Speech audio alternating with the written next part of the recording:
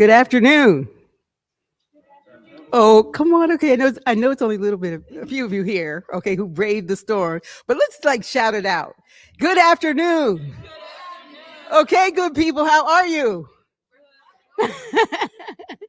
Okay, good afternoon, ladies and gentlemen. We're so glad you are here to join us today, whether it's in-house or virtually. But thank you for joining us. And look what the storm blew in. A bunch of poets and writers who are going to talk about Black girlhood. I'd like to begin with a quote by Nikki G called Nikki Rosa, just part of it. Somehow, when you talk about home, it never gets across how much you understood their feelings, as the whole family attended meetings about Hollydale. And even though you remember, your biographers never understand your father's pain as he sells his stock and another dream goes. And though you're poor, it isn't poverty that concerns you. And though they fought a lot, it isn't your father's drinking that makes any difference, but only that everybody is together.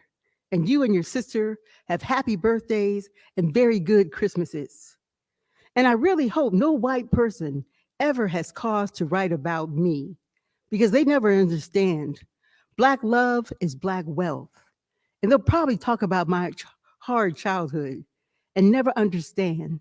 All the while, I was quite happy. I thought that was a particularly okay poem to talk about girlhood. Black girlhood. There was so much joy and so much discovery in being a Black girl and coming into yourself, full of hope, with brass confidence swaying every which way, or riding on the birth of confidence becoming, or for some of us who are big time queen bees. We are so many things in that journey, aren't we? More and more, we want to talk about all the different shapes it takes to be one and how we were. This session is a nod to bell hooks, Black girls, bone black and breathing. Our moderator, Baltimore bred poet and storyteller Jamisha Caldwell is the co director of a revolutionary summer, a phenomenal summer literacy program that elevates the literature of Black women and takes Black girls beneath their wings and lifts them. Jamisha is a college graduate of criminology at Notre Dame of Maryland University. We featured her years ago as a young and fierce poet on our CityLit stage. We're going to see a film now, a short film by our poet today, Nia June. And I don't want to say anything about this film and this poem, um, but I can tell you now, when you watch it, you're going to want to see it over and over again. Because if ever there was a story about Black girlhood, this is it. The minute I saw it, I fell in love with the film, this poet, her words, and the way she sees things. Ladies and gentlemen, please take a moment and take a view of this poem. I call it a poem in film, a poem in motion. How about that? Nia June, and she'll get to speak about this very film later on the program. Thank you.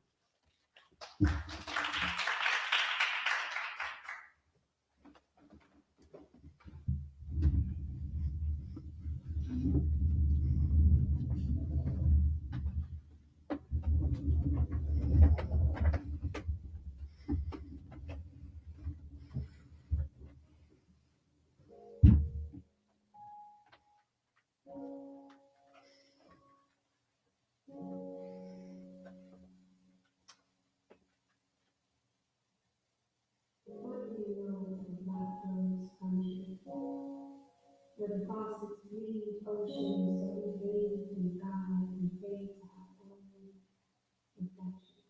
A Black girls' country, where the sky is an indigo felt hand and the soul of our friends tired hands.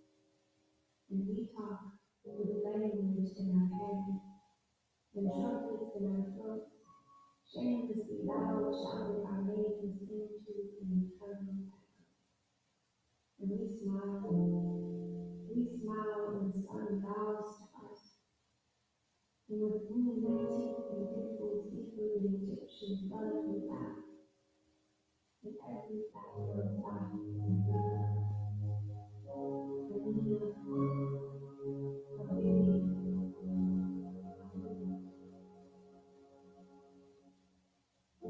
a soft honey, sweet honey, kissing baby hairs, every promise is a silk scarf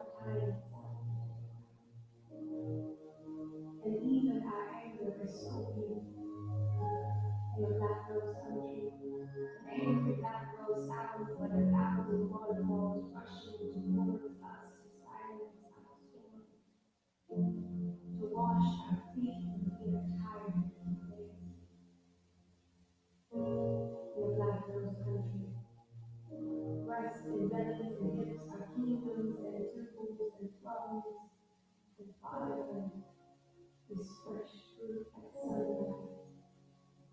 Never fermented or beat or fused, mothers are becoming and born in the soil, holding us up and down, opening our souls without fear. Finally, we are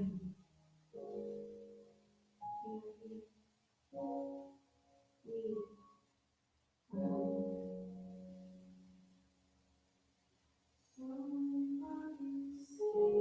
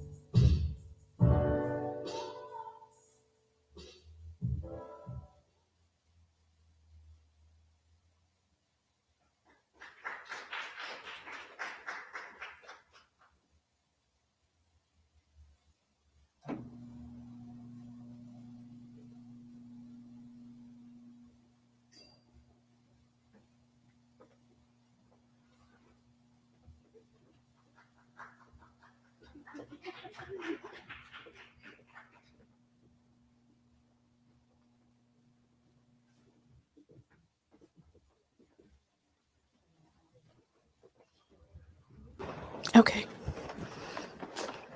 We're actually going to move it. Yeah.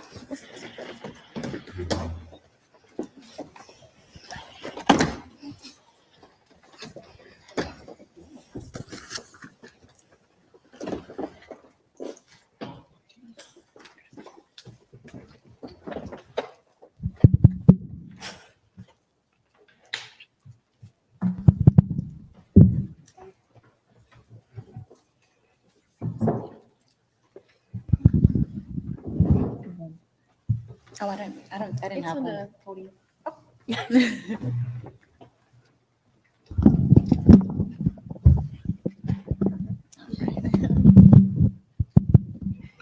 Thank you. Thank you. Okay. Hi, everyone. My name is Jamisha. I'm just going to read the bios real quick. So Nia June, who we just saw, amazing, is a Baltimore native, published poet, filmmaker, dancer, arts educator, and author of Paper Trails of the Undying.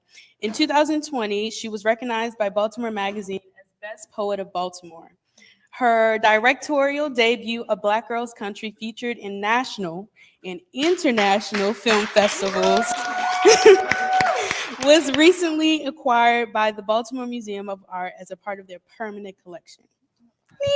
Yeah. Kai Harris is the author of What the Fireflies Knew, the first fiction title from Tiny Reparations book. A writer and educator from Detroit, Michigan, Kai uses her voice to uplift the Black community through realistic fiction centered on the Black experience. Her work has appeared in Lit Hub, Quelly Journal, Longform, and the Kellens Review, amongst others. Kai. Glory Edim is the founder of Well Read Black Girl, a book club and digital platform that promotes Black literature and sisterhood. She won the Innovators Award at the 2017 Los Angeles Times Book Prizes. Her recent podcast, Well Read Black Girl. Glory.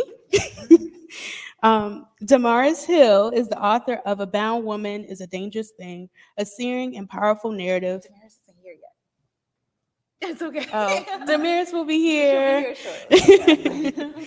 I guess we can get started. So my first question, well, actually, I wanted to ground us in a quote by Bell Hooks. No Black woman writer in this culture can write too much. Indeed, no woman writer can write too much. No woman writer has ever written enough. So my first question is, our experiences of Black girlhood unite us today, but the road to this moment might not have been a road traveled the same. What was either a pinnacle moment that inspired you to center Black girlhood in the works that brought us together today? Or if there wasn't just one moment, what were the catalysts that brought you to create? I mean, it's such a big question. I can like start us off. I think this is probably like for a lot of us on the panel, the moment I read The Bluest Eye. Like, you know, Toni Morrison, she's now an ancestor, and she has always been a space for me to ground myself and to like understand her presence, the beauty of Black girlhood. And reading that, I think I first read it when I was 12, maybe even like 13, but I did not understand it. Like I had no really full comprehension of the story she was telling. I just knew that there was a Black girl telling the story, and I was a Black girl too. And I wanted to find some kind of relation. I wanted to find myself in her words. So that definitely was a book that I read that grounded me. In addition to that, Eloise Greenfield, I love. Honey, I Love. Yes. Like, I mean, another beautiful ancestor. Like, Honey, I Love was such a pivotal book for me. And I saw that first book during, shout out to LeVar Burton, like Reading Rainbow. I saw him do something on Reading Rainbow, and I went up to my mom, like, I need this book. I like probably checked it out, I don't know, 40 times, to the point my mom was like, let me just go buy you the book because we can't keep going to the library to check it out. But that was the first time I saw like the drawings of a Black girl. Like before that, it was all like golden, you know, the Golden Spine books, and it was all like Berenstain Bears. It was all characters and, you know, like beautiful little animals. It was the first time I saw a drawing of a Black girl in a book, and I'm like, yo, that's me, you know? So those were like literary moments that made me see myself. I can go. So I would say before the books came, it was definitely just watching the women in my family. I was raised by primarily, you know, women, Black women, and just seeing their lives, it always felt so colorful. Like there were so many stories around me, between my grandmother, my mother, all of my cousins. So that always inspired me. And then, you know, I started to read books because I wasn't introduced to a lot of books with Black girls being at the center in school, not even in college. So Inazaki Shange was really important for me. For Color Girls, reading that book just changed my life. Seeing the poetry move on a page that way and being able to relate to it so much and feel it, even if I couldn't relate to the story, I could relate to the way that the words moved and the way that the emotion moved in me. And then Sassafras, Cypress, and Indigo, which is a book not a lot of people talk about, but that was just, it changed my world.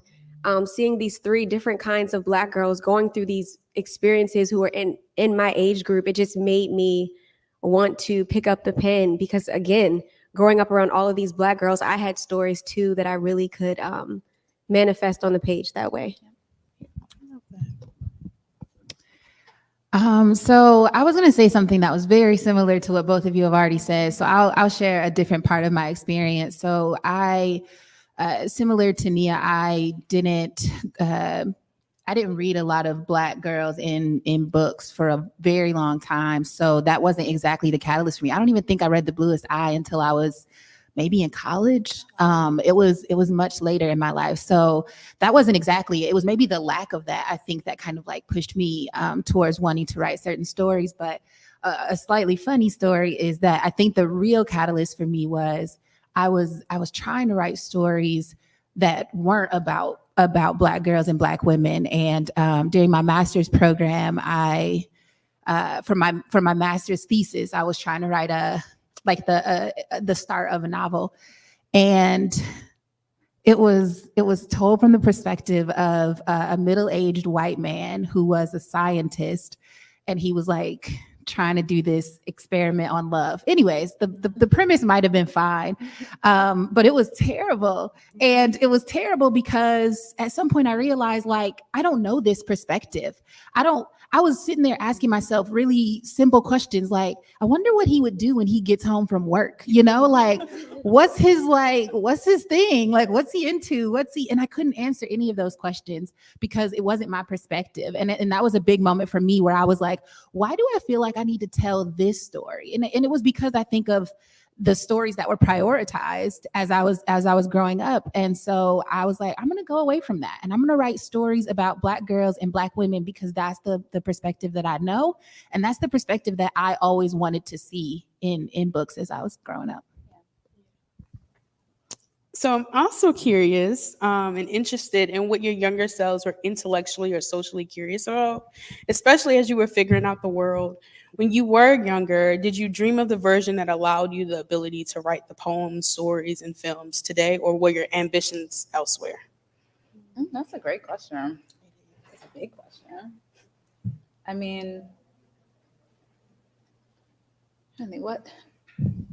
I feel like I was always very curious, and I still am. Like, I like to just like go down crazy rabbit holes of like, what does this mean and why? And I think when I was younger, it probably felt annoying to some people, or like it might have been just like, oh, like why do you ask so many questions, or why do you talk so much in class? Yeah. And so that skill or that curiosity has like really led me to like, pave my own path, and also not be afraid of like what wrong answers might be. Mm-hmm. Like, I never thought anything was like wrong, or even like failing or being rejected by something. That never bothered me as a young person. And I know in some people's experiences that can completely like derail you in some extent. Some spaces it could be like, oh, I don't understand this, so I'm not going to try. Mm-hmm. And as a young person, for me, that was the exact opposite. If I didn't understand it, I would like go further to it and ask more questions and be more determined. Mm-hmm. And so as I've grown into an adult, that kind of like resilience or that risk taking it's been a superpower for me. Because I'm like, if someone tells me no, I'll ask another person, or I'll try another way until I get the way, I want. So, I didn't really see that as a power or an ability to cultivate when I was like 13 or 6. But now, as an older person, I'm like, oh, okay, wow. Like, I've built this kind of like resistance to being afraid of doing something that I don't understand. Like, I really love the beginning and stuff things. Yeah. How about y'all? Yeah, I think that I was the same way. And eventually it was kind of like trained out of me in a way. So I think I would get in trouble a lot in school because I was always standing up for myself or for my community, but also going against what the teacher may be teaching. So like when Christopher Columbus came around, like my parents were like, well, you need to challenge your teacher. Mind you, I'm in like 4th grade, but this is something that I would do. And, even with Katrina and us talking about George Bush in the classroom and why he's not showing up for everyone in New Orleans, like I would say things in class, shouting them out or, just having an opposite opinion. And I did that up until high school. I got into a lot of trouble for just speaking my mind, really. And I think that eventually I kind of was taught myself to think that, I needed to take a step back and be like, kind of like shrink myself a little bit. So I think that initially I did imagine this version of myself, but, being in this kind of world, you can start to question your own truth. Yeah. So I think that I had to go through a series of events really to find myself back here and to get in touch with that child self who was, like you said, much more resilient, much more free, who just had like this natural, fearless power. And creating this work like brought me back to that even more, I think. But yeah. That's dope. I love what both of y'all said. So I was also a curious kid. I loved to read. I would choose to read over almost anything that I could do. at any time. And I think it used to drive my sister crazy. I remember I would be in the house reading a book and she'd be like, let's go outside and play. You know, these kids are out, they want to play. And I'm like, no, I'm right at this part of the book where this like important thing is about to happen and I can't just be outside playing. So probably when I was around, so I started off writing poetry. Actually, it was the first thing that I was writing as a kid, and I like got a poem published in some like little thing, and I just really knew I was like, this is what I'm gonna do. I'm about to publish, and I started to kind of stray away from that. And I was like hearing from other people, you know, kind of ideas of what would make a successful life. And so I was, you know, started to think about different career paths. And I started really considering law. And I wanted to be a lawyer because, you know, everyone told me that I was, you know, good with words. My math teacher would always tell me that I was loquacious. And I think he meant it as a diss, but actually that's like one of my favorite compliments. I know he's probably, you know, looking at it now like, oh, you know, she was loquacious. You know, I always kind of had that sense about me, but then I started thinking like, okay, well, I'm gonna go to law school so I can like make money and actually like do something that's gonna, you know, make my family proud. But when I was about 12, I just started really like praying and like seeking answers around what I was like on this earth for. And it was a very intense thing to be doing at 12, but that's the kind of kid I was.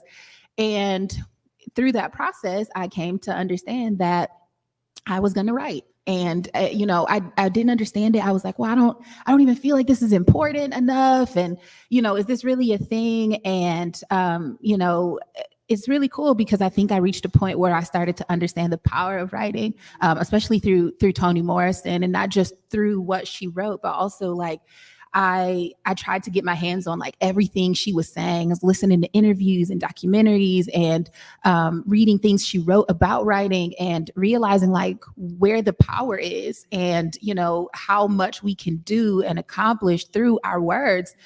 Which at first I didn't think was important. So I guess the cool thing to me is being here now and realizing that I was able to, you know, kind of bring forth my childhood dreams that at first I thought weren't important enough, and also to do it in a way that feels so important to me now, to be writing about Black girlhood, to, you know, to be writing things in a way that maybe they haven't been written or talked about before. So it's been cool. Excellent. How big is the margin of transition between Black girlhood and adulthood for you?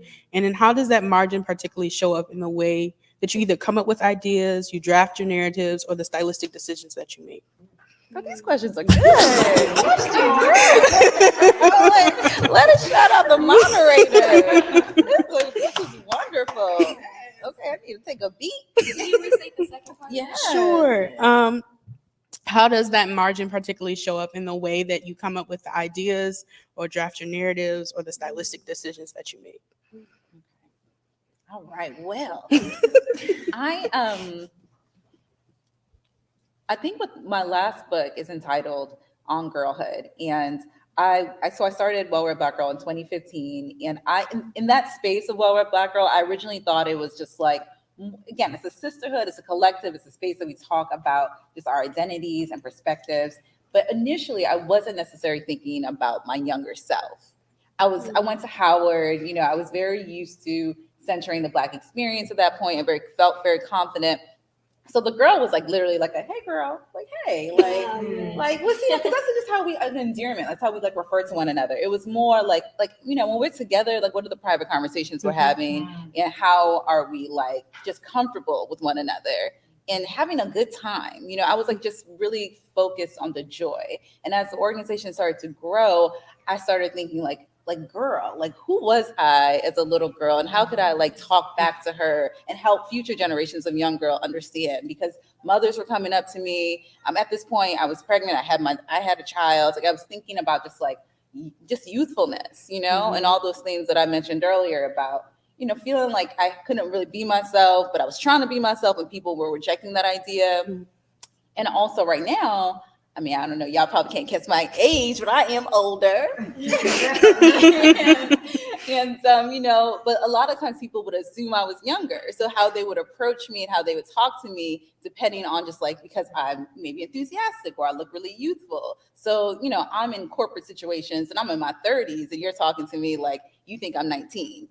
So I just started thinking about like all these experiences I was having and how there is like this thin line between being a young Black girl and being an adult, and how we can be punished for that. And, in a lot of spaces, like severe punishments where we can lose our lives, And so I just really started meditating on that and reading stories that would give me more context, more nuance, take me back to that childhood space, like reading YA fiction, like, just reading stories that center the protagonist being a young Black girl and not always like fixating on the trauma too, just like being able to have a balance of both subjects. Like we can talk about those things in a realistic manner because they happen, but we can also look at coming of age, the joy of it and the expansive, like it's expansive. It's so much. It's not just one thing.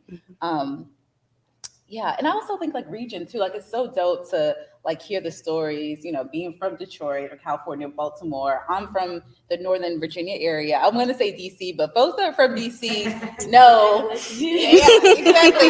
I am from Arlington. I will admit that. I live in DC and I love Arlington. I love DC, but that's where I'm from. And I'm also first generation. Both my parents are immigrants. My parents are Nigerian and I was born here. And so like my experience is completely different from the other folks on the stage, but it's all expansive and all matters. And it's all part of the diaspora, so that's where I think about just girlhood and just that transition. And I probably went way over what you asked. It's okay. Like we'll connect somehow as we go. Yeah. So I think that the margin has always been such a shade of gray.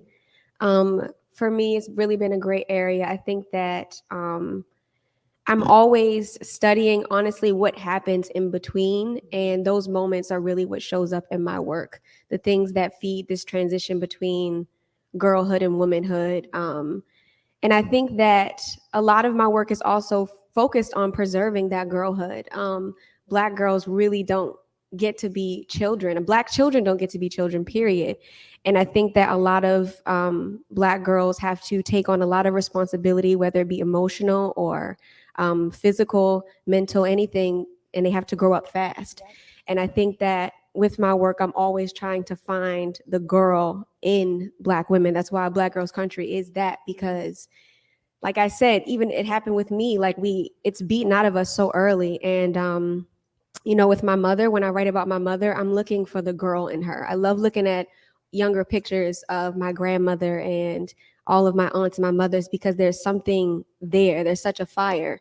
So that margin for me, I don't know. That's where I like to live, honestly. I think that there's so much there to be explored. And I don't know if we ever lose that sense of girlhood. And I am a woman, but I'm still very young. I'm in my 20s. So I'm in my later 20s. And I still feel like a girl most of the time. Yeah. I'm like, think I don't know anything. But yeah, I think that there's so much to be had there. And I think that we should dwell in that margin just a little bit more. So I don't know when my work will transition out of that and focus more on one or the other. But I think that they intersect in so many ways that we haven't really discovered yet. I really love what Nia just said about Black girls not getting to just be Black girls. And so my novel is it's a coming of age story about a Black girl who is 10. She turns 11 during the novel, and she is dealing with some serious stuff. But also, it was really important to me to create and highlight these moments where she's just being a kid, So there's a lot of just, catching bugs and learning how to cook food with her granddaddy and looking through photo albums, like you're saying, and seeing younger pictures of her mother, which connects her with her mother and the older people in her family in a new way. I when I talk about this book, I say that like in some ways, I really wanted to capture the ordinary nature of Black girlhood. You know, I just wanted to show Black girlhood, not just when it's traumatic and, you know, and extreme and stressful and all of that. I wanted to capture it just when it's regular. You know, there are moments in this book where like, this kid is just chilling. She's just like, there's a whole 3-page scene where she's learning how to cook greens. And at no point was I willing to like trim this down. I was like, no, she's cleaning these greens. She's about to learn this lesson today. And we're going to spend 3 pages on it because this is important, you know? And I gave her time to sometimes sit there and lay in the grass and look around and just be like, yo, I'm bored. What can I do? All right, there's a caterpillar. Maybe I'm gonna catch these, you know, maybe I'm gonna some kids across the street. Maybe I'm gonna try to talk to them. And so there's a lot of that in the book because that's what I'm really drawn to. Is just like what this experience is like. And I tried to make the book as like sensory heavy as possible because I'm like, you know, what does it look like, the world through her eyes, but like also what does stuff smell like and what is she tasting and what is she feeling? And like, I really wanted to capture all of that because I think it's so beautiful and so important. I think overall, as my writing career continues, I'm really interested in like telling different stories all through the eyes of Black girls and Black women, but at different stages of life, you know. So the novel that I'm working on right now is actually a young adult novel, and my character is a 15-year-old Black girl. I'm very chaotically working on like 5 different projects right now. So, you know, some of the other books that I'm working on are told from the perspective of, you know, there's one that's a sophomore in college, and there's one that's a young, you know, woman that's a young adult, you know, kind of venturing into the start of her career, early 20s. So I'm just really interested in these stories. I think it's so beautiful to think about Black girls, to think about Black women, to think about what makes us us, what makes us unique, what makes us special, what makes us ordinary. You know, I wrote something in my acknowledgments of the book that like these stories are universal. You know, I really reject this concept that Black stories aren't universal, that everybody's not going to want to read them because they can't connect to them. That's so strange to me because I'm like, I've been reading about white people all of my life, and y'all thought that was going to connect to me, you know, so why can't this connect to everybody? And I think that, you know, I think the story is universal, and I want to keep writing and telling these kinds of stories. The title of what? Of your book. Oh, the book is called What the Fireflies Knew. Glory wants me to tell everybody. Thank you. Actually, my main character's big sister's name is Nia. Yeah. So it's all connected. Are there any unique writing rituals or spaces that you found yourself in or crafting during your experience of developing your projects?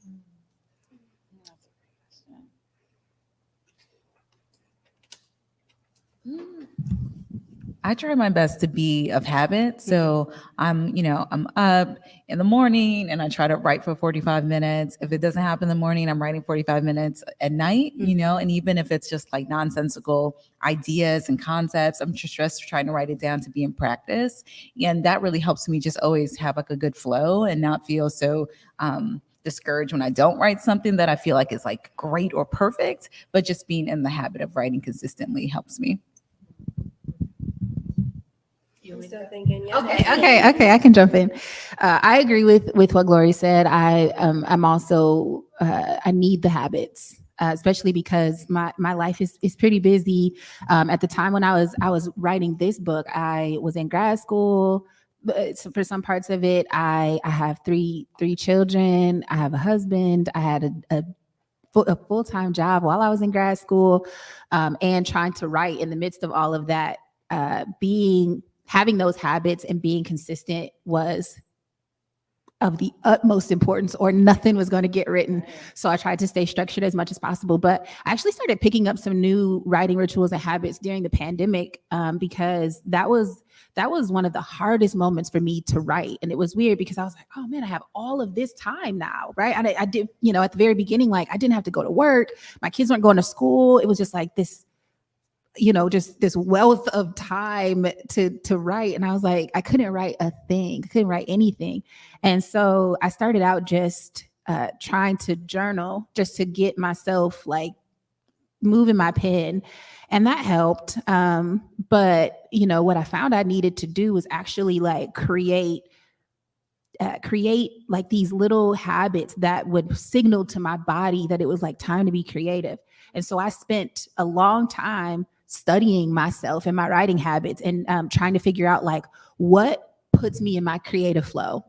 So I was like, I would like 1 week I would try out different types of music. Like, okay, do I want to listen to something when I'm having a writing session? Let me see if I listen to this, if I listen to nature sounds, if I listen to instrumentals, if I, listen to something with lyrics, how does it affect my flow? Then I was doing that with lighting.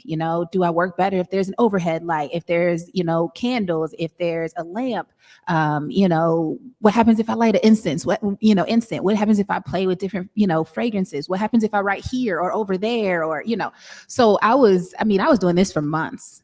And what happened is I was able to like really pinpoint, like, here's how I am best creatively. So now I can do that. And if I go and I sit down in my writing space and I turn off my overhead light and I turn on my little lamp that's by my desk and I light either a candle or an incense and I turn on my nature sounds, sometimes instrumentals or jazz, depending on what I'm writing. If I do those things, my body knows, like, all right, we about to write. We're about to be creative.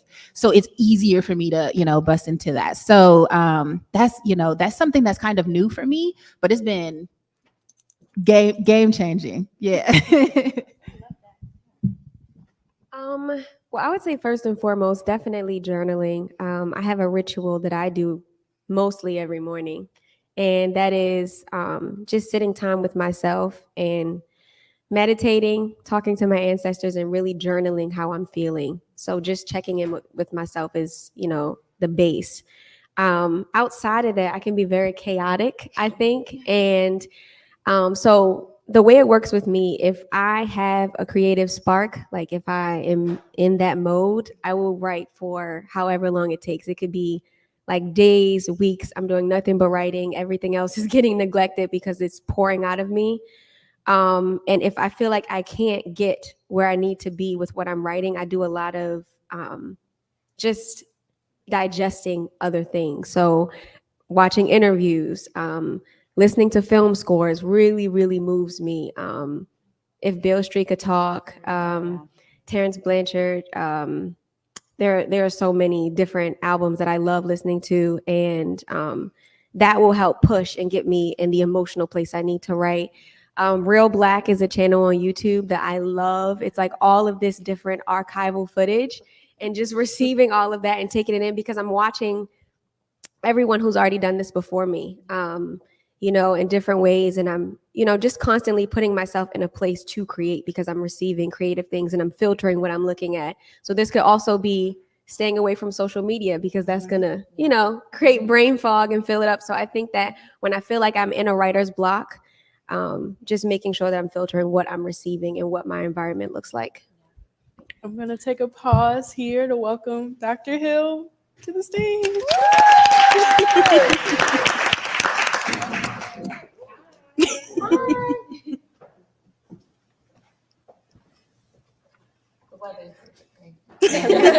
Welcome. Thank you. So, Thank you everybody for coming. So my next question is, how prepared do you think you were initially to the commitment of truth-telling when it came to developing and censoring art that exposed experiences of Black girlhood? Right. How prepared do you think you were initially to the commitment of truth-telling when it came to developing and censoring art that exposed the experiences of Black girlhood? I can go first on that one. Yeah. I thought I was really, sorry. I thought I was really prepared. I thought I knew what I was doing. From the beginning with this book, I had like a concept. I was like, okay, I'm gonna keep the gaze off Black girls. I'm gonna put a mirror in the book. I'm gonna make sure that Black girls want to hold the book. And I had like this whole conceptual relationship with the book, right? I'm gonna use second person point of view so that again, I take the voyeurism off of Black girls and put it back on the reader. All of that was very intentional. What I wasn't prepared for is what I had to undergo to expose myself and my clan in the book. So I did everything I could to protect Black girls. But when it was time to get intimate publicly with Black girls, I wasn't prepared for that growth and the struggle that came with it.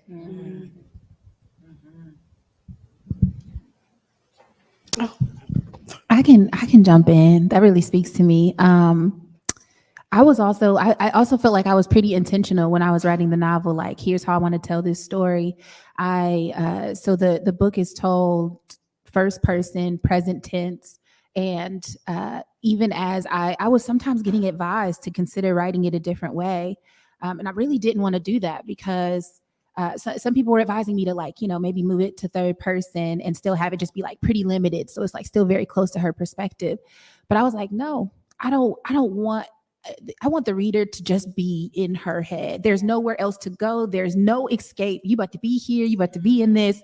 This is her voice. This is the way she sees the world. We don't know anything that she doesn't know. We don't see anything except for the world through her eyes. And that was so important to me. I agree that, like, I walked into it feeling like, all right, I'm ready for this truth telling. And it became more complicated than I thought it was going to be for a lot of reasons. One thing that's complicated, that's maybe like a bit of a different experience, is that, one of the first questions I always get about this book is like, is this autobiographical? Is this your life? And that's a hard question because, first of all, it's not my life. The setting is absolutely autobiographical. The main character in this book is from Detroit. I'm from Detroit. She goes to visit her grandfather in Lansing. My grandfather lived in Lansing. So I was drawing from these places that I was familiar with.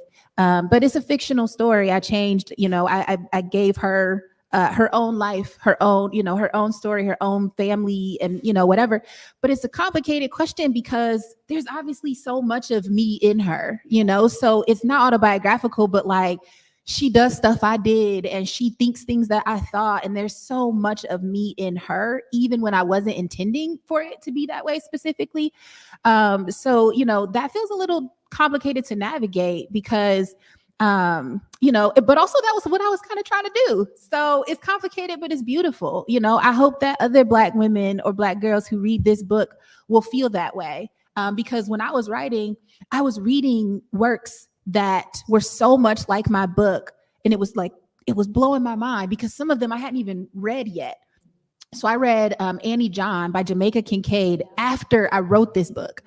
And when I read it, I was like, oh, this character is just like my character. Like, there were so many commonalities. It blew my mind.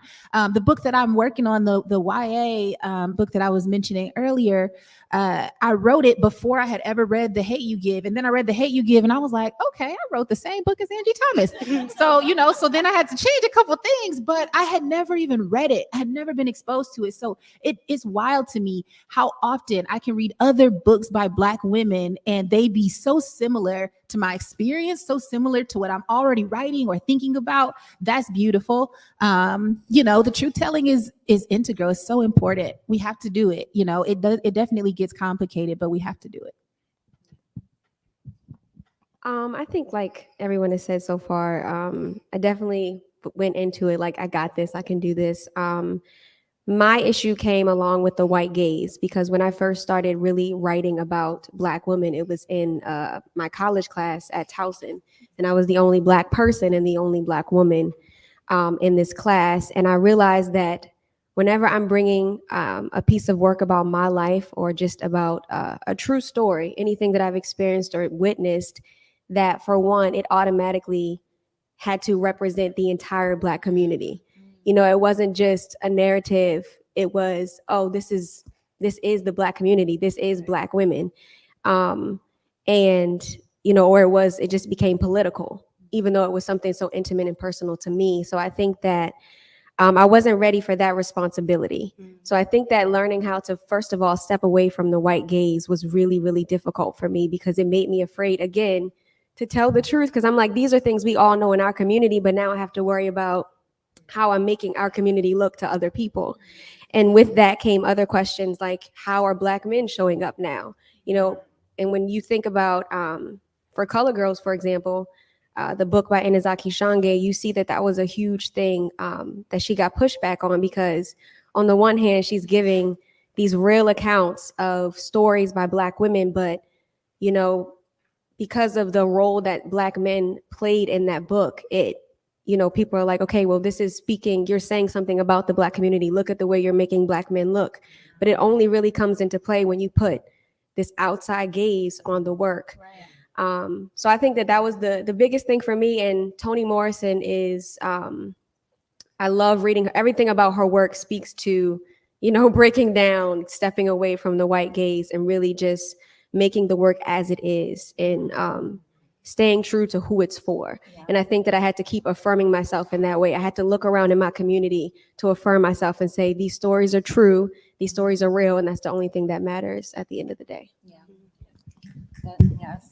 I'm going to completely pick up on what Nia is saying, because my work it's typically nonfiction and I'm doing editing. So I'm doing a lot of research, just trying to find multiple experiences, really trying to curate this wide breadth of Black womanhood, of Black girlhood. And in the latest anthology, that's exactly what I did. Like, so you have a story written by Rita Dove, you have a short story written by Alice Walker, Toni Morrison, just like all these classic women. And then I paired them with contemporary writers that are doing that same work. And what they're doing, just like you said with Annie John, like they're looking at our foremothers, for example, they're showing this universal experience, and it isn't limiting our identities or who we can be, So I was clapping when you said real Black, because I watch that YouTube channel all the time. Like that's where I go to find some inspiration and to see that like what we're doing is a continuum. We're not doing anything new. Like we're building upon legacy and building lineage and making sure that we can be examples for the future generations, for the other young girls that are going to read your book and be excited about it and feel just enthused and understand that we have our own agency and power, and we can completely take away the white gaze. We can have our own stories and have our own affirmations. So I'm totally in tune with what everyone is saying on the stage, and the folks watching virtually. Like I'm sure that that energy in that universal space is just so existent within our sisterhood. And sometimes it doesn't even have to be explained. Like you can just you're in a room and you just look at a friend like, girl, like that energy is what we're trying to capture on the page and in our art. It's amazing. Dr. Hill, in an interview that you actually did with Miss Edim. Yeah. You stated that Black girlhood is a strategic navigation and an intellectual exercise. Absolutely. In that thought, I'm curious to know, in the development and drafting of y'all various works, did it require levels of fortitude, surrender, or even survivor's remorse? Mm-hmm. Oh.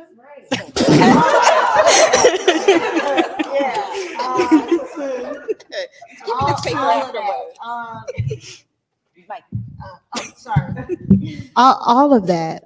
Shout out to another Black girl writer that's not here right now, but Crystal Wilkinson reminded me in an interview that when she would call me on the phone, I would say, this book is going to kill me. Because if you read the book, I wrote the end of the book first. And it was during the pandemic. And my writing productivity was already skewed because how the world was changing. But also, I could not endure the number of pages I usually push back in a day, I could only endure 1 or 2 pages a day. And then I had to put it away because I'm talking about Black girls that have been murdered or taken and exploited to the point where their lives have expired on this planet. And I couldn't even write a poem to Breonna Taylor. I didn't know how I was going to get back.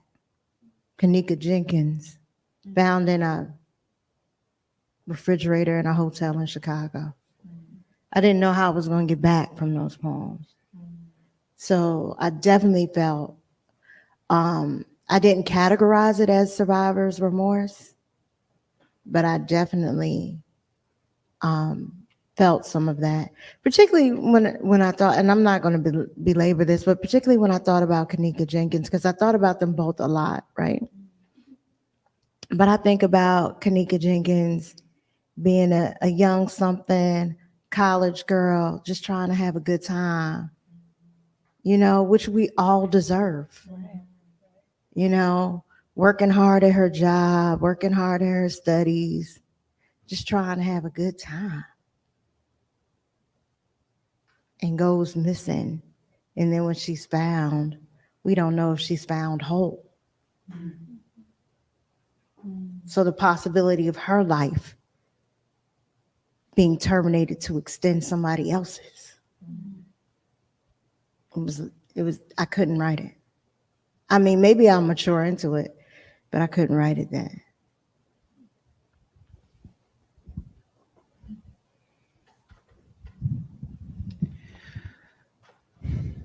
So my experience was a bit different writing fiction, but not extremely different in some ways, in that there are parts of the book that were really difficult for me to write, in terms of, traumatic experiences that KB endures over the course of the novel.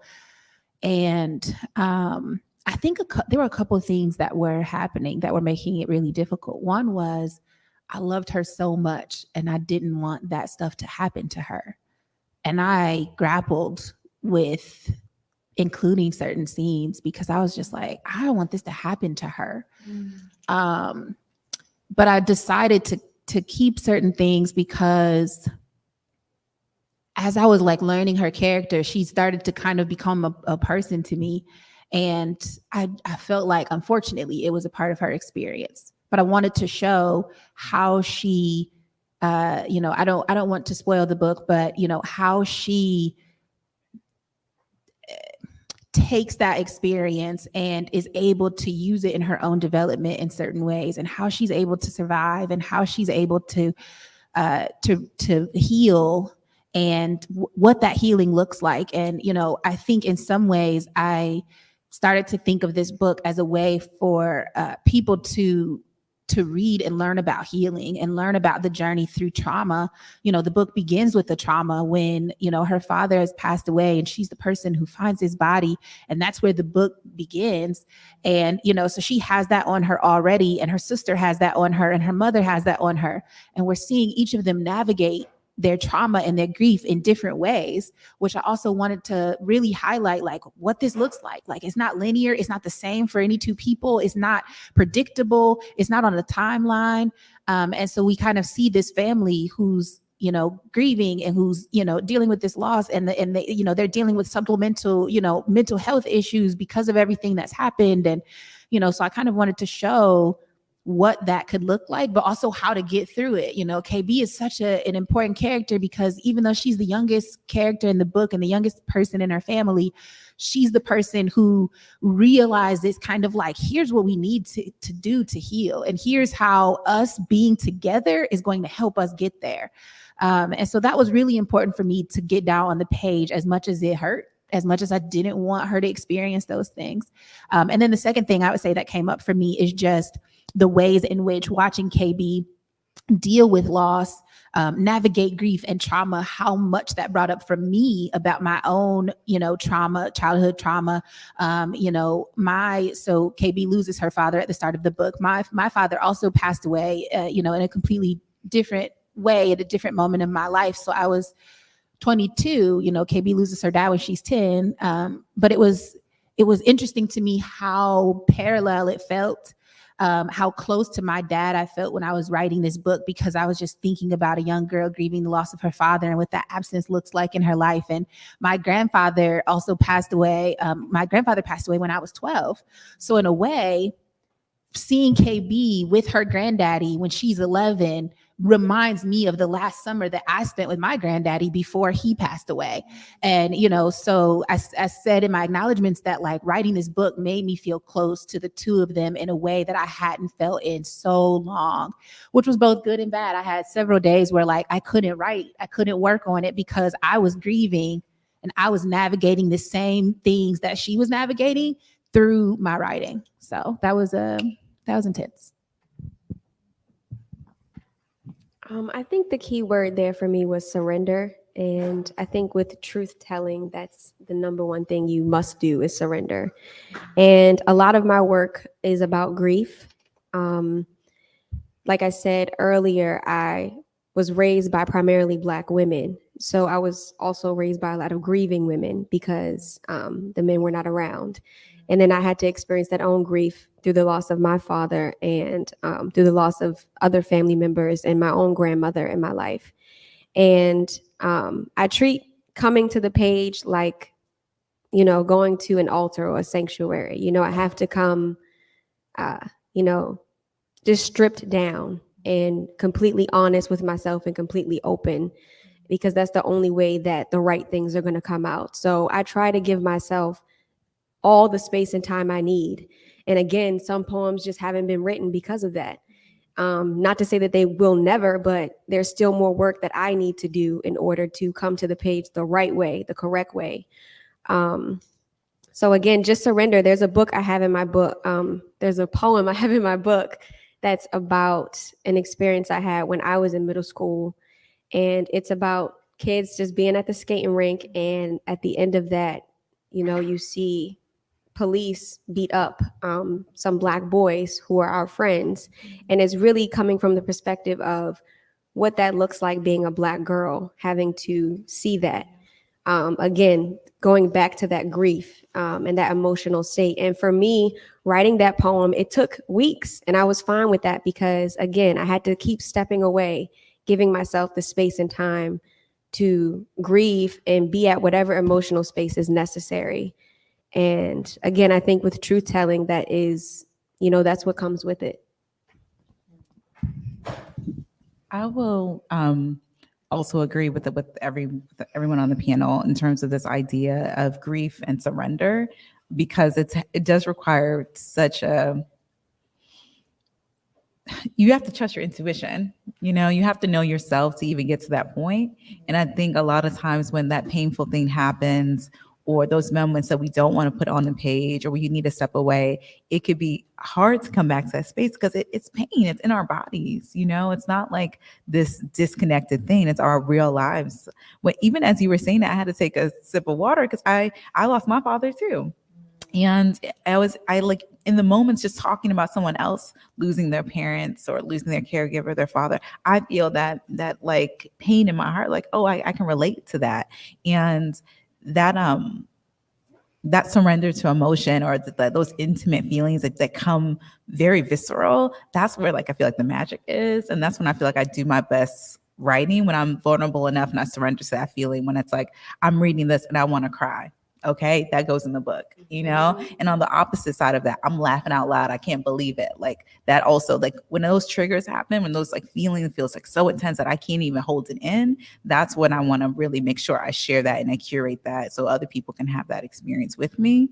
But it does require like knowing yourself enough so you don't like push it away or don't think it, like try to be distracted from it. Beautiful. How does geography impact or show up in your creative processes? More specifically, how did the landscape of the world and your placement in it as a Black girl shape your knowledge or creative aspirations?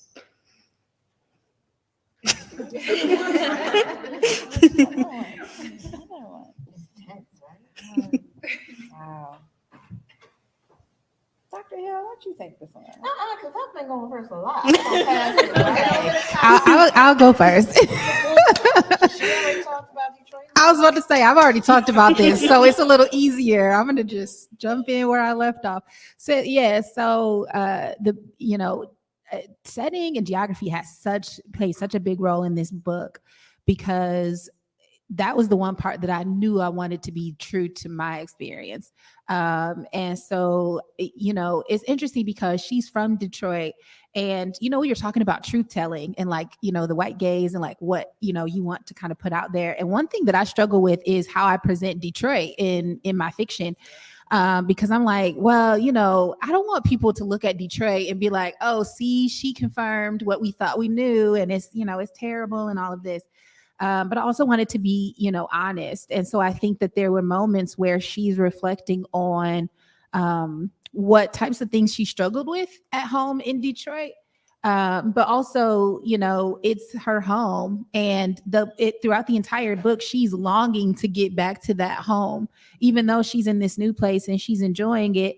There's nothing like that place. And so I wanted to try to incorporate that. Once she's in Lansing, I think it was just really important for me to show the place as she was getting to know it, because I remember what it felt like for me growing up and going to this place and it feeling different than home. And what stood out to it about me, what stood out about it to me, I know how to use words. And I wanted to kind of capture that. Like, how is this geography, how is this place factoring into the experiences that she's having, into how she's feeling about, herself and the world and her place in the world.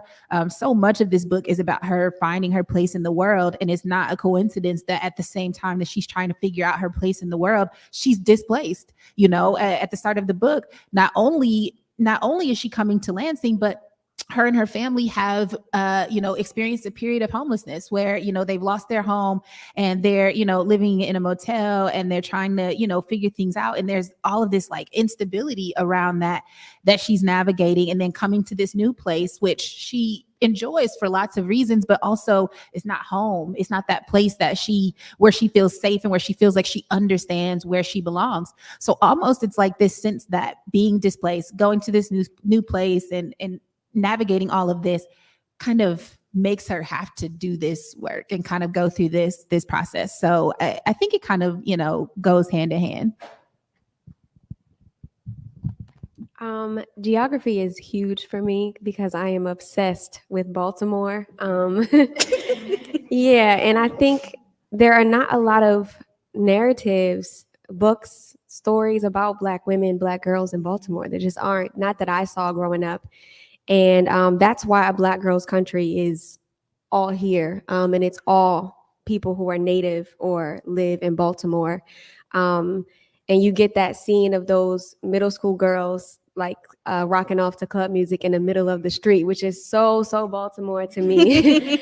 And I think that those narratives are so important for Black girls in Baltimore to have that visibility, to see themselves. Like, I have a clip that the teacher of those girls sent me to those girls watching themselves, and they were just like screaming, going off. Like, you would think that, they just saw themselves like on the Grammys or on BET somewhere. Like, that's how proud they felt. And I don't know if I'll ever navigate, to writing about another place, because there are just so many stories here. And going back to A Black Girl's Country, you see that a lot of the Black women are, posed in front of these like really dirty, grimy backdrops, like abandoned buildings that are being like taken over by greenery. And I think that really metaphorically shows how we live here. Like, the photographer, he calls it deities on dirty backdrops. And it's like this idea of royalty having to exist in a place like this, but and still surviving and still thriving and still being beautiful. That really speaks to Baltimore. And yeah, it's everything to me. There's nothing like a Baltimore girl, just like there's nothing like a Detroit girl. It's just different. It plays, Black girlhood is universal, but when you add geography, like you were talking about earlier, it breaks it down even more. And even with my book, the story about the skating rink, like, I went to Shake and Bake all the time growing up on Pennsylvania Avenue, but I never really saw a story about Black girls outside of ATL. Like, you never saw a story about Black girls at the skating rink. So again, I think I dedicated my entire work, and I always will, to those Black girl stories here. Yeah. Okay. You have to read DaMaris' book. Like, I do. Yeah. Like, all this synergy is there. You will love her book. I have to, yeah. Okay. Hey. So my the settings in my book shift a lot, but of course I lived in Baltimore for 14 years. So even though this is kind of a Jersey girl book, because it has, a lot of Whitney in it. It has some of the semi-autobiographical poems are birthed from seedlings of me coming of age in New Jersey. There's a whole lot of Aretha Franklin in the book. So there's definitely some Detroit in the book. And then we have historical spaces because we have historical women in the book. Like one of the spaces, and I don't do a lot with geography, I think because I'm trying to do so much with like maybe like a cognitive synergy, like maybe what's happening in Mind of My Mind of Octavia Butler, right? I'm trying to kind of create that in the book. But the book also goes to World War II, Philippines, China, Japan, and it goes to Borno. You know, the book in some ways does a journey in a lot of the poems and talking about like some of the viciousness and violence that happens to Black girls in other places. And then all of a sudden, I just start saying in New York, in New Orleans, in Baltimore, because, and this is going to be a longer story, but when I think about the possibilities of what could have happened to the girls in Borno if they were not returned, if the people that kidnapped them were seeking capital, they would most likely be on these shores, undocumented, coming in ways that aren't fit for humans to travel, right? And so I can't act like the love that I have for Black girls, it doesn't have a geographical ping for me, right? And that may also be because my mother is an immigrant. She's not American. That could be because I've been in the military and I've seen parts of the world, and I know how women may be exercised when around soldiers. So that may impact that too. But I do love geography, and I put a lot of geography in the book, but setting doesn't become character, maybe like in Nia June's book or in Toni Morrison's book. And in this book, but in other books, it kind of does. Yeah. Well, I'm always reading just across regions and trying to just find ways to understand landscape more. And most recently, I've been working on a memoir project, which is really about duality of my existence being first generation, but also being very much like of the DC area and how that like just impacts how I look at the world. And I mentioned earlier, like it really is of the diaspora. Like as Black people, you know, I love everything from like Marcus Garvey to, you know, to Nella Larson to Kwame Ture. Like it's just like all those things show up when you're reading and you're trying to understand just like identity and not be limited by it. So yeah, I don't like it. For me, I'm just like, I'm reading everything because I want everything to influence me and touch my heart in a way that makes me want to like learn more and tell my own story in a new way. So right now, I think the closest thing around region is really figuring out like duality and what it means when you say you're first generation and how people react to that. There's so much talk like right now about, you know, even the term African American, right? Like what that means and how what that means for movement building and the talk around like reparations, right? Like how do we get back to a space where it's like not you versus me and it's just like the Black diaspora. Like we're thinking in a very global way when we're looking at like American politics and landscape. So I don't know, I'm going a little bit all over, but I've been thinking about that really, especially as like I'm writing my own story and I think about my parents and how I grew up. Yeah. Time check. Didn't I have the time for X one? 1:15. Okay, we good to go. So, very often, Black women's artistic legacies are encountered by way of the stories that we craft, and sometimes not necessarily the authoritative claim that we assert. At this moment, what is a forthright claim that you have about your work and artistry in general? I will not apologize for loving Black. I will not apologize for loving Black women. I will not apologize for that. Like, I think some of my peers may perceive the way that I conceptualize a book as a marketing ploy or gimmicky. I will not apologize for loving Black women. Yeah. I am talented. I can write poems about anything. Mm-hmm. I'm not apologizing for that. I'm not apologizing for that. Like,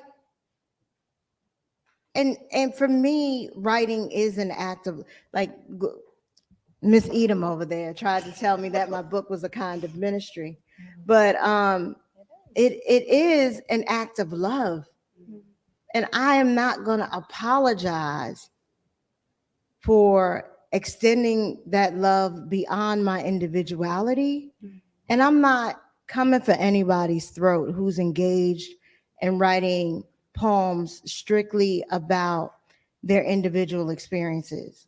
Like, that's your mission, you know. But I'm not going to apologize for loving Black women or Black girls. And as long as there is a gnawing threat in my mind, it's probably going to end up on a page. That's what I won't apologize for. I feel like mine is kind of similar.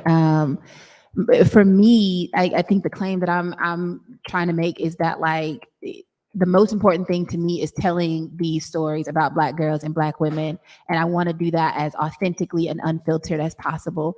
That's why I chose to write this book the way that I did, through KB's perspective, solely through KB's perspective, because I didn't want to hear what anyone else had to say. I didn't want to see any other perspective on the world besides the one that she had, and that's all that matters. And I will continue to prioritize that, through my writing. I'm going to tell stories about Black girls and Black women, and that's what I'm going to be writing. And if you don't want to read that, then you probably shouldn't be reading what I wrote, because that's what I'm going to be writing. So. And it may change later, but that's the artist that I am right now. Yeah. And I'm authentic to that. Yeah, same. I think that I think that my work is for my community, and that is where it sits at the center. And I think that I'm not interested in making anybody feel comfortable. I'm only here to make Black girls feel seen, to make Black people feel seen, really. And I'm seeing that a lot I put out a new film. It's called The Unveiling of God, A Love Letter to My Forefathers.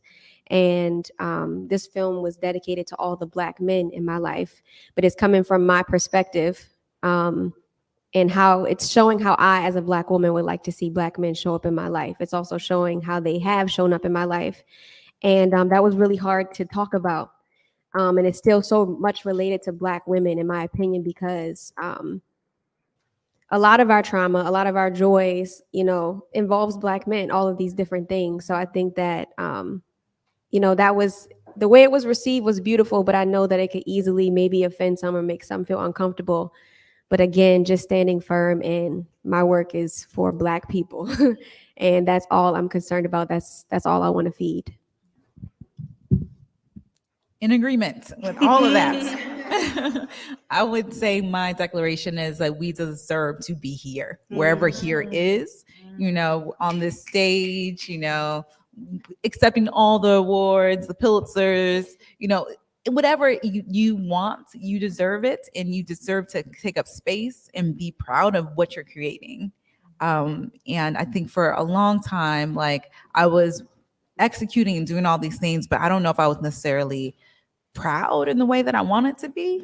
You know what I mean? Like, but now all of that is dissipated. I'm like, whatever I put my hands in, I deserve it. I've worked hard, and as we all do. Like, it's so clear that the work that we do is coming from a place of love and consistency and quality. Like, the quality of your writing is just, your film, all of it deserves that love and recognition. And it's like, I'm not gonna shrink or be small for nobody, especially as I grow and continue to build who I am. Like, I deserve it, and we deserve it. Last question. What literature or media resonates the most with you when crafting stories about Black girls? Are there any core texts, poems, visual art, songs that sit with you when developing art so rooted in the Black girlhood experience? I'm a shout out Real Black again on YouTube. Y'all look that up. It is so amazing. And I visit the archive through the Library of Congress all the time, just to listen to like Audre Lorde, to listen to Gwendolyn Brooks, Nikki Giovanni, like just listening to their voices does so much for me. It literally like fuels me and it just inspires me in such a profound way. Like hearing their voices, reading their work. Lucille Clifton, I actually just, being in Baltimore, I have to just give so much love. I actually just started listening to Generations on audio, and her daughter reads it, and it's just so beautiful just to be like, I'm listening to Lucille Clifton's words, but her daughter's reading it, just like Sydney. I'm just like, Miss Sydney, I don't know her personally, but like, so just like hearing the voices. So I really go to audio for a lot of things, and the archive, shout out to Afro Charities. I love like looking at old newspaper articles and just like seeing what folks have done and just being in awe of it and allowing it to inspire me and to study it too. Just it becomes like a craft tool for me as well. Once again, for color girls who have considered Suicide When the Rainbow Is Enough by Inazaki Shange is like my Bible. I love that. I love Real Black. June Jordan is another one that I love. Her book Soldier. Oh my God. The way that she was just able to tap into her Black girlhood. Like I felt like I was talking to her younger self. So that's definitely one of the books that really speaks to me. And then my grandmothers and my mothers, just listening to them, hearing them speak, hearing their stories, just watching them cook, whatever, that is always affirming and always inspiring because you're just right there and it's live. It's not something that was marinated on the page or made pretty. It's right there in front of you. And another one is Daughters of the Dust by Julie Dash. Yeah. So those are my favorite works. So one of my favorite things to do is to listen to interviews by authors, and I've talked about this a little bit already, but I've listened to a bunch of interviews by Toni Morrison, Jesmyn Ward. Jesmyn is my absolute favorite. Her book Salvage the Bones is one of my favorite books of all time, and probably the book that most inspired me to write this book. I've listened to Tomi Adeyemi, Maya Angelou, just like trying to get my hands on like what are y'all saying? I want to know it all. I want to hear it all. I want to, so it's not just like reading their writing, which I also do a lot of, but hearing like what they're saying about their writing and that sort of thing. Books wise, all the Toni Morrison, all the Jesmyn Ward, right now. So like, I've been in a phase lately where I'm just like only reading books that are like about Black girls and women. So that's all that's kind of going on with me. So I just finished up The Vanishing Half by Britt Bennett, which I loved. And I'm reading Such a Fun Age by Kylie Reed right now. And, just trying to like read as many different kinds of these stories as I can. And, this was kind of random, but I think one like thing that's really inspirational to me in terms of Black girlhood that I'll listen to or watch very regularly is Beyonce's Coachella performance. Yeah. little homecoming. I watch that and listen to it regularly. All three of my daughters, we watch it and listen to it religiously in the car. They know the dances, they know the words, the lyrics. It just really gets me in that mode 100% of the time. So, yeah. For one, I try to centralize play when I'm writing Black girlhood and try to find time in my adult life to play. And so I opened the book talking about some institutions I got to play with. So like, even though, I'm not going to say I can't dance, but dance is not my gift.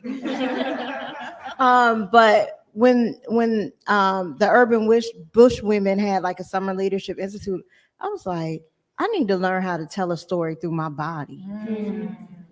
And so I went to hang out with them and had an amazing time. So Hot, Saving Our Lives, Hearing Our Truths, Ruth Nicole Brown. Now at Michigan State, hung out with her crew, played a little bit there. Got some money to give some technology away to some middle school girls, hung out with them for a week, played with them. And then when I'm by myself, I play with my memories. I'm fortunate enough, or less fortunate, but I'm really fortunate enough to have a person in my life that has been my friend for 3 generations, who, of course, knew me in my girlhood. And my friends from middle school are still in my life. That's major, you know? We still play and hold each other accountable.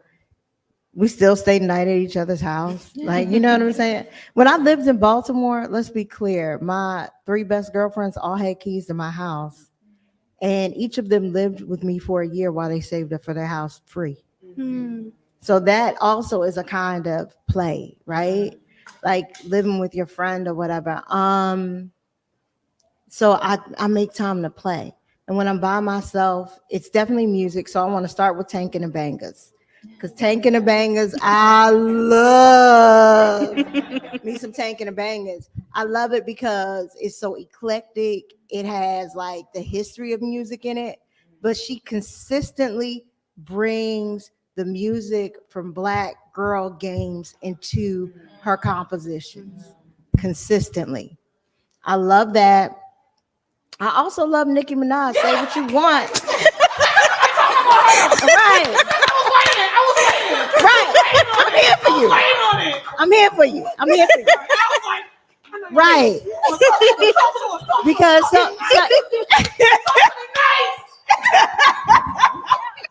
you know, some people got a problem with Nicki. I don't have no problem with Nicki. But I love Nicki Minaj. First of all, I want to give her props and say, I don't care who your favorite rapper is, pound for pound, she can go with them, whatever that skill is. Right?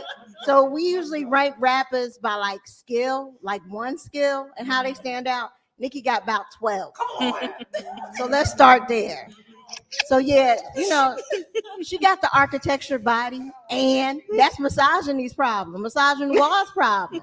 She was talented before that, but we're gonna get off that because I can go on that forever. But Nicki Minaj not only plays lyrically, but she plays in a way that she performs a lot. You know, we tie her in with Josephine Baker, but that's exactly what Eartha Kitt does. Eartha Kitt doesn't sing a song, she plays in it.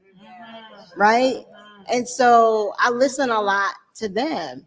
And then I was doing a lot with this particular book, listening to young Whitney. And then I realized that the development of Whitney Houston, she wanted to sound like Aretha Franklin first. And so then I started getting into Aretha, listening to old Aretha before she got to that golden vocal. You know, it was a little rough, but listening through that and trying to imagine how their girlhood was articulated through the voice. So I do that. I play in archives like it's a sandbox. You know, New York Public Library archives, Library of Congress archives. If Enoch Pratt got archives, I'm in them. Anybody who has digital archives, I'm in them. But then we play, and then I remix them all because I'm a child of hip hop. Well, thank you all for joining us.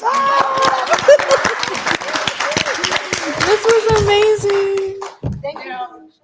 Tell me you could not listen to this all day long. Tell me you didn't want your cup of tea or your hot toddy. But we're gonna end this in a few minutes, and then we have to clear out the auditorium for our keynote speaker. But Nia is gonna close out with a poem, and she's gonna Yay! Yeah, we're gonna give her a podium. Right. All right. But I want you ladies to stay on stage so she can be with her girl. We're gonna end this on a good note. And I kid you not, we're gonna invite you back, guys, in the summer when we can all hang out and just have this conversation because we still have a lot to say. Yeah. But thank you all. It's been really thank you all. And Nia's gonna close us out with a poem. Okay, so we talked a lot about women, and I talked a lot about the women in my family. So that's who this poem is for. My great grandma be tough to the tissue. Backbone be a bridge between God and men. Got fingers that are fire bend, a feast out of scraps and beat the beast that be empty bellies. My family stay full. Cause my Aunt Betty be baked mac and cheese, chicken and collard greens, got a piece of peach cobbler encrusted on her soul. So we overbaked brown sugar flesh. Yes, my family stay blessed cause my grandma be church.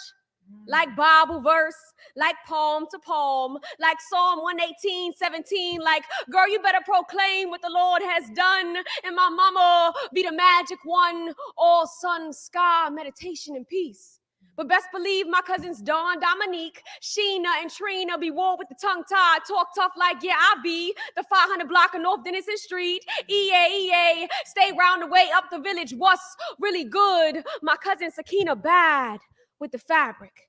Make a spool of thread sputter, spin and spill into a gown for a goddess like my great-great-grandma Maddie, who be so magical. Her metamorphosis from caterpillar cocoon to butterfly sound like the music Moses made when he cracked the sea. And my Aunt Deborah be a juke jam dance, got diamonds in her hips, dip and jive. And my Aunt Dolores be the party, stay fly, nail art on Wakanda, Ghana, Picasso, Frida Kahlo, and my cousin Toya be a creator. Like a mom. No, I mean really a mom, the epitome of maternity. She'll mother you back to earth because the women in my family are so grounded that when the bullets burrowed through my cousin Davon's body, my cousin Joey's body, their bosoms became a brick house with wombs woven in the walls. So the men in my family live forever in them. They be God, magic moon. They be love, Allah, Oshun, Ashe, Ashe. Amen. Amen. Thank you, guys.